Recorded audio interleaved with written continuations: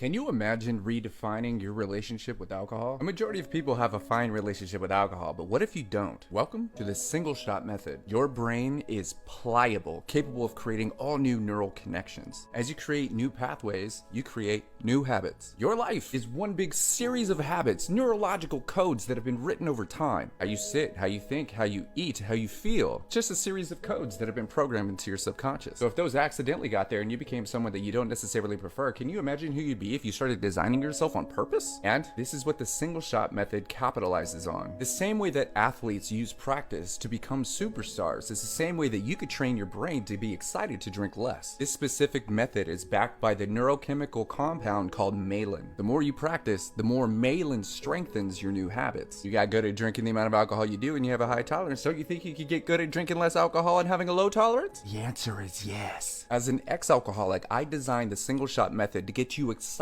about drinking less instead of feeling desperate to quit. That desperation causes anxiety. That anxiety makes you want to do what? Makes you want to drink. And by reducing your alcohol intake incrementally, you remove the stress of quitting cold turkey. Each day, you start with one less drink than your usual amount. So if you drink 10, now you're going to practice drinking 9. And with each day of achievement, your brain creates a whole new narrative around alcohol. You're no longer drinking out of habit, you're drinking out of purpose. Practice makes progress, and once you've mastered drinking your new average, then we do it again. And you do this until you find yourself in a safe space, maybe 4 drinks. And the beauty of this method is there's no pressure and it's tailored uniquely to you. Your pace of reduction is determined solely by your level of dependency. The single shot method isn't about drinking less, it's about reclaiming control of your mind and body. It's about developing a healthier relationship with alcohol and ultimately a healthier relationship with yourself. The happier and healthier you are, the less likely you're willing to self-sabotage with the poison in the future. Sobriety doesn't guarantee that,